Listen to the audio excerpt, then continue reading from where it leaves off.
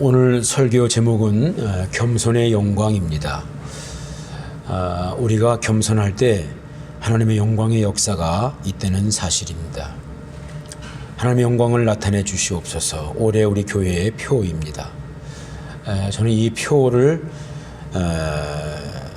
생각하게 되었을 때 우리의 삶이 너무나 힘들고 어렵기 때문에 하나님의 역사가 있음으로 해서 우리 모두가 그 영광의 자리에 서게 될 것을 마음에 소원하였기 때문에 이 표를 정하게 되었습니다. 오늘은 이 하나님의 영광을 힘입기 위해서 두 번째 시간으로 우리들이 겸손해야 한다는 사실을 살펴보고자 합니다. 우리는 지난주 시간에 하나님이 원하시는 것이 정의를 행하며 인자를 사랑하며 겸손히 네 하나님과 함께 행하는 것이 아니냐라는 말씀을 보았는데요. 거기에도 보게 되면은 겸손을 말씀하셨습니다. 제 서재의 책꽂이에 있는 책 가운데 늘 제 눈이 가는 책 가운데 하나는 앤드루 머레이의 겸손이라는 책이 있습니다. 그 책을 번역한 분이 김희보 교수님으로 제가 예전에 학교 다닐 때 유명하신 구약학 교수였는데 그분이 그 책을 번역하면서 이런 말씀하셨습니다. 최고 최귀, 즉 최고로 귀한 것, 이 최고 최귀의 겸손, 이것은 진실로 기독교의 최고 최귀의 도덕이다. 흔히 기독교는 사랑의 종교란 말을 듣는다. 그러나 그 사랑은 겸손을 뿌리로 하고 피어난 꽃에 불과한 것이다 라는 이 책의 저자의 말을 인용하면서 서문을 쓰고 있습니다. 실제 그 책은 12장으로 되어 있는 그 책은 처음부터 마지막 12장까지 각 챕터마다 다 겸손을 주제로 다루고 있습니다. 문제는 겸손이죠. 이단에 빠져서 영적 육신적으로 방탕한 삶에 빠져 있다가 하나님의 은혜로 성자가 된 어거스틴, 우리는 그들을 성 어거스틴이라고 이렇게 부릅니다.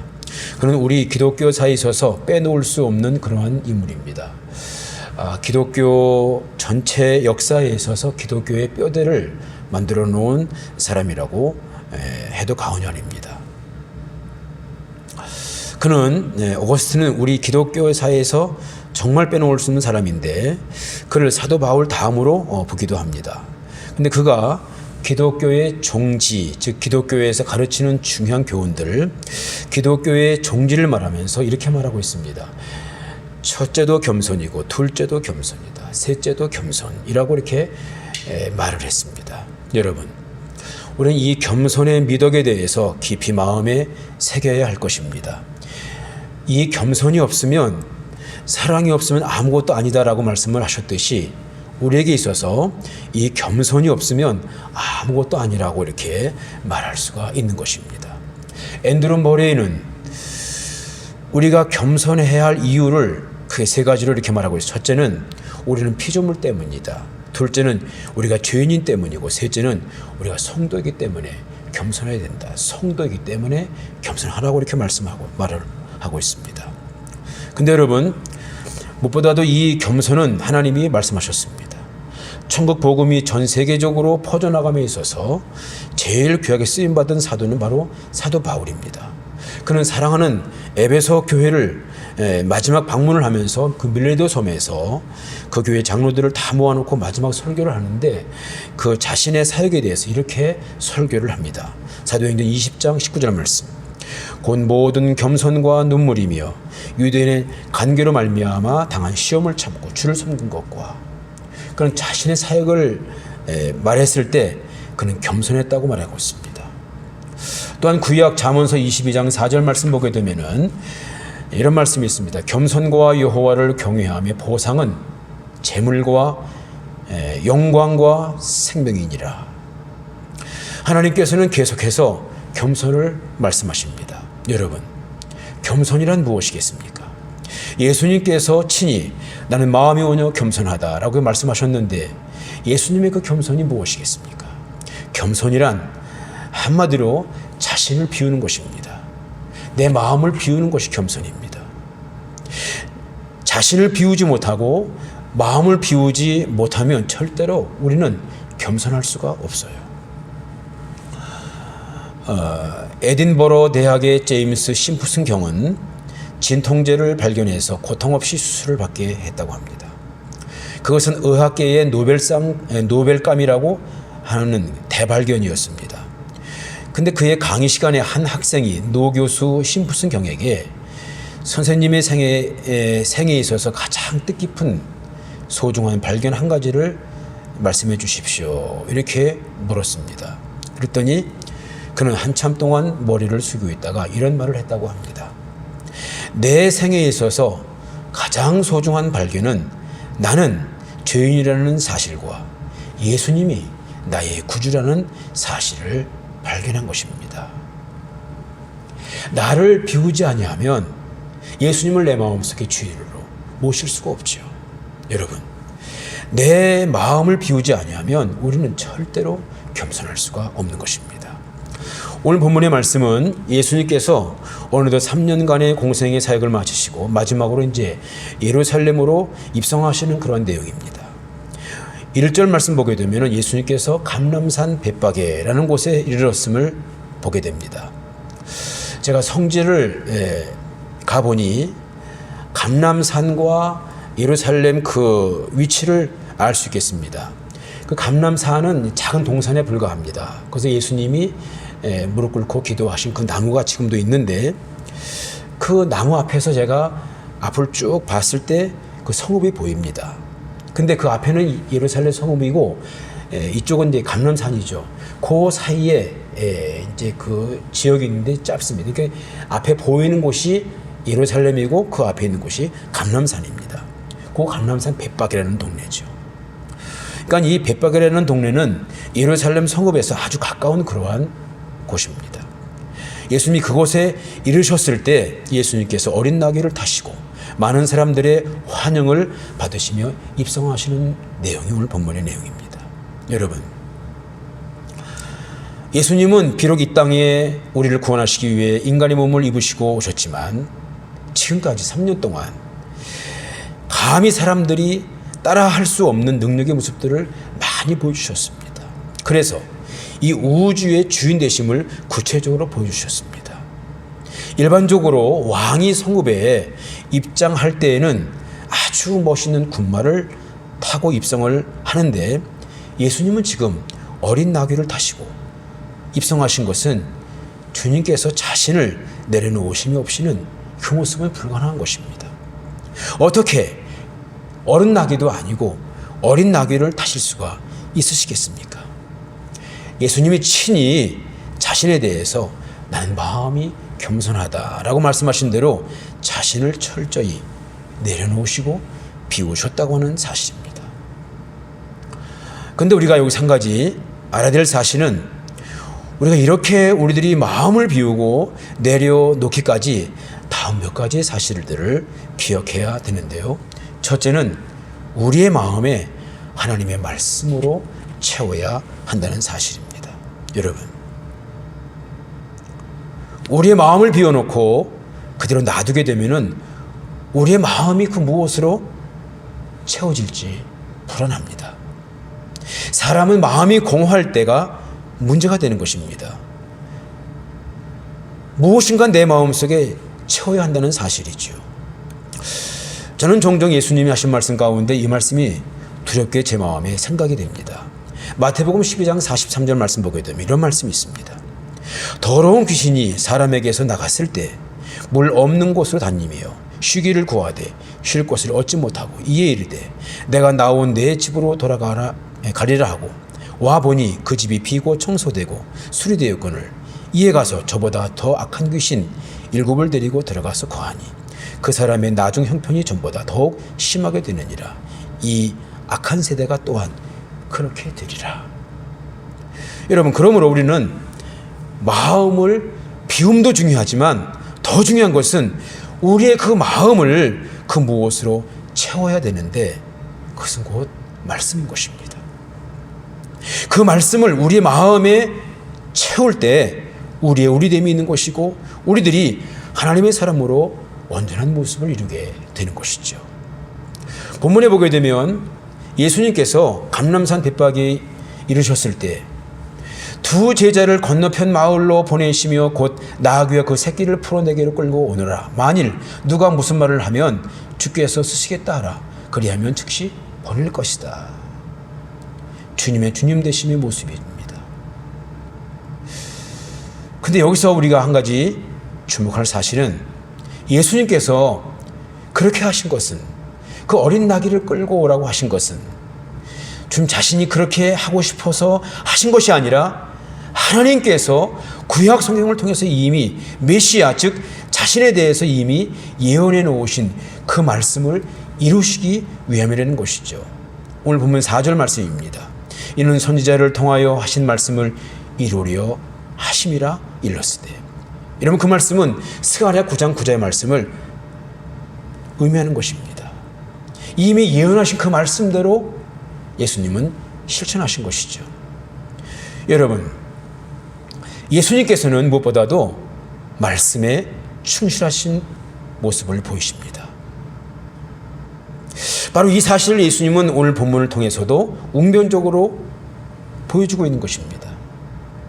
우리에게 이 말씀은 생명과도 같은 것입니다. 아니, 이 하나님의 말씀은 우리에게 생명 그 자체라고 할 수가 있는 것입니다. 그래서 우리 기독교를 말씀의 종교라고 하는 것입니다. 여러분, 우리는 무엇보다도 이 말씀을 그대로 믿고요, 성경 말씀, 이 성경은 이 말씀을 예수 그리스도, 즉 하나님이라고 말씀하고 있으며, 또한 그 성경은 이 말씀이 곧 능력이라고 말씀하고 있습니다. 이 말씀의 능력 되는 것은 성경 전체를 통해서도 말씀하고 있는데요, 특히 시편 119편 전체를 통해서 이 말씀에 대해서, 말씀의 능력을 말씀하고 있습니다. 이 시편 119편은 성경 중에서 가장 긴 장으로 176절로 되어 있습니다. 문제는 그 119편 기자는 각 절마다, 매절마다 말씀의 능력을 말씀하고 있다는 사실입니다. 나중에 시간 되시면 한번 여러분들은 이 시편 119편을 한번 찬찬히 한번 읽어보시기 바라겠습니다. 매절마다 말씀에 대한 내용이 나오고 말씀의 능력을 말씀하고 있습니다. 말씀의 능력을 구체적으로 볼 수가 있다는 것입니다. 중요한 사실은 이 하나님의 그 말씀이 내 마음에 충만할 때 거룩한 능력이 내 마음속에 충만하게 임한다는 것이죠. 여러분, 우리가 이 세상을 무엇으로 이길 수 있겠습니까? 그것을 내 힘과 내 능력과 내 지혜가 아닙니다. 내 마음에 하나님의 말씀이 충만할 때 우리는 세상을 이길 수가 있는 것입니다. 이런 말씀이 있잖아요. 히브리서 4장 12절 말씀에 하나님의 말씀은 살아있고 활력이 있어 좌우의 날수는 어떤 것보다도 더 예리하여 혼과 영과 및 관절과 골수를 찔러 쪼개기까지 하며 또 마음의 생각과 뜻을 다 판단하나니, 그 말씀의 능력이 우리들을 겸손하게 하는 것입니다. 여러분, 이 말씀을 마음에 담기 위해 날마다 읽고 묵상하고 암송하는 일에 열심을 내시기를 주의 이름으로 축원합니다. 두 번째, 오늘 본문을 통해서 볼 수 있는 사실은 겸손이란 환경과 처지에서 마음을 비우는 것입니다. 겸손이란 무엇이라고 말씀드렸습니까? 나를 비우는 것이라고 말씀드렸습니다. 그렇습니다. 내 마음을 비우지 않고서는 결코 겸손할 수가 없어요. 내가 살아있고 내가 강하게 내 마음에 자리 잡고 있는데 어떻게 내 마음이 하나님을, 주님을 모셔드려 그분의 뜻에 순종할 수가 있겠습니까?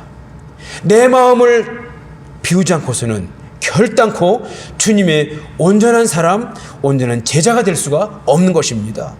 결코 겸손한 사람이 될 수가 없다는 것이죠. 저는 이런 말을 참 좋아합니다. 어떤 말이냐면은 강한 자에게는 강하고 약한 자에게는 약한 모습을 이루는 사람. 저는 이 모습이 바로 진정한 겸손한 사람이라고 생각합니다. 어떻게 보게 되면은 이 세상은 믿는 우리들에게 강하게 다가올 수가 있습니다. 강하게 비춰질 수가 있습니다. 그래요. 이 세상은 사단 마귀가 득세하고 있기 때문에 이 세상은 우리에게 강하게 다가오는 것입니다. 그래서 예수님께서도 너희가 핍박을 당한다라고 이렇게 말씀을 하신 것입니다. 그러나 우리는 그러한 세상에 대해서 어떻게 해야 되겠습니까? 강하게 대해야 됩니다.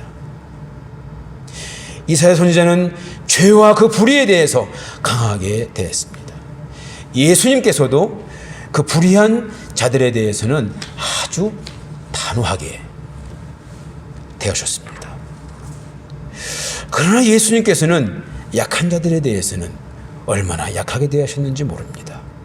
때로는 그들이 깨어질까 봐서, 약한 사람들이 넘어질까 봐서 아주 부드럽고 온유하게 다가가셨습니다.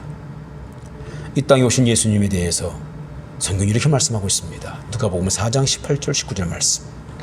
주의 성령이 내게 임하셨으니 이는 가난한 자에게 복음을 전하게 하시려고 내 기름을 부으시고 나를 보내사 포로된 자에게 자유를, 눈먼 자에게 다시 보게 함을 전파하며 눌린 자를 자유롭게 하고 주의 은혜의 해를 전파하게 하려 하심이라 하였더라.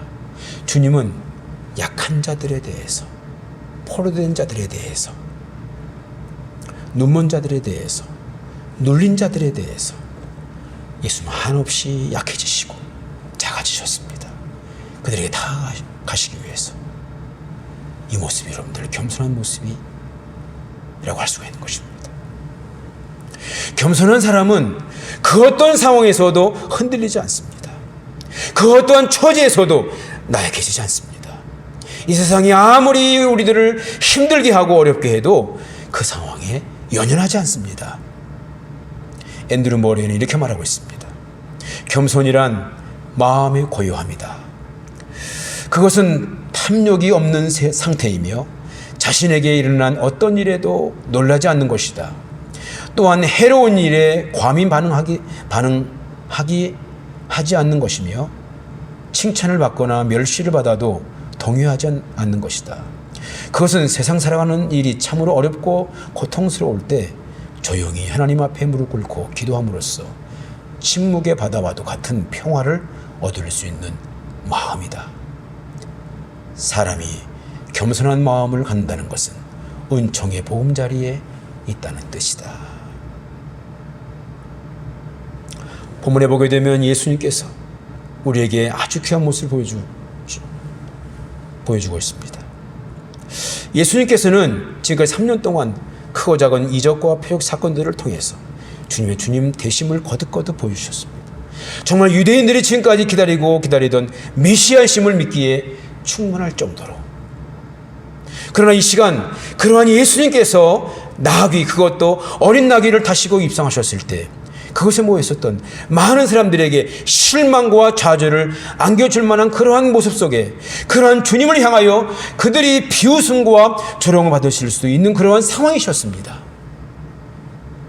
그러나 우리 예수님께서는 그러한 상황에서도 조금도 개의치 아니하시고 말씀대로 행동을 하셨습니다.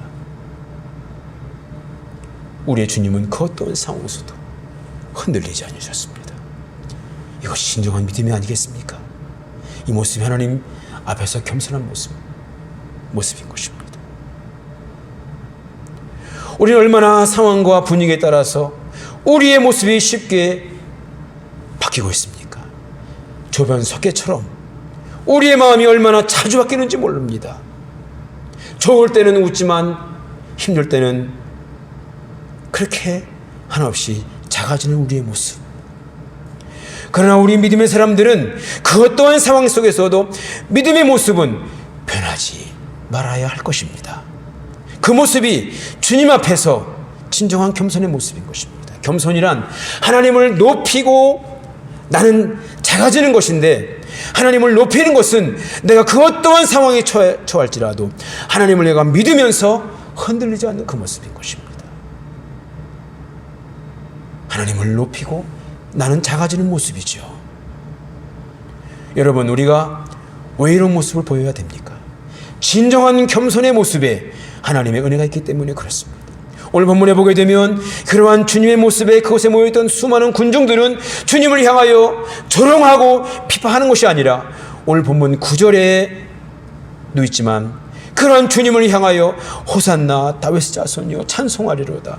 주의 이름으로 오시는 이여 가장 높은 곳에서 호산나 하더라. 호산나가 뭐겠어요? 찬송한다는 것입니다.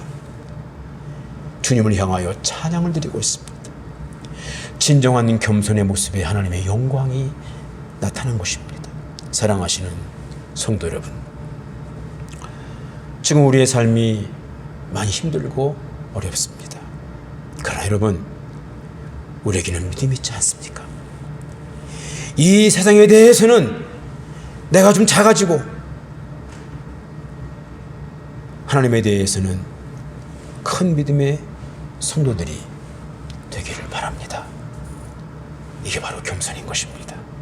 그 겸손의 모습에 하나님의 크신 영광이 임하게 되는데 이 모습이 있게 되기를 주님의 이름으로 축원합니다. 기도하시겠습니다. 하나님 아버지, 감사합니다. 이 시간 주의 영광에 대한 말씀 가운데 두 번째 시간으로 겸손에 대한 말씀을 배웠습니다. 겸손한 사람들이 되게 해주시옵소서. 하나님 앞에서 하나님을 높여드리고 나는 작아지는 가운데 험악한 세파에 대해서는 강하고 담대한 모습으로 살아갈 수 있도록 우리에게 믿음의 부유함을 허락해 주시사 그 믿음 가운데 승리하게 하여 주시옵소서. 그렇게 하실 줄을 믿사오며 우리들을 사랑하시는 예수님의 이름으로 간절히 기도드리옵나이다. 아멘.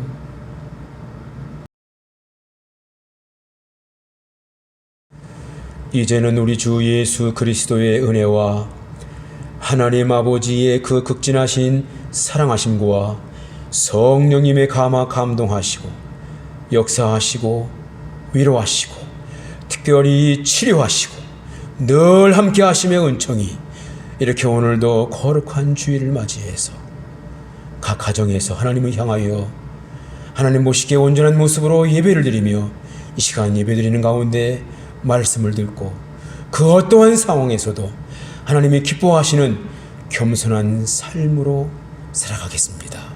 마음속에 결심하고 다짐하는 하나님의 이 모든 권속들 머리머리 위에와 그들의 가정과 자녀들과 생업의 현장과 그들의 기도의 제목과 우리 교회와 이 지역과 나라와 민족과 온 세계 위에 이제로부터 영원히 함께 하시기를 간절히 축원하옵나이다. 아멘.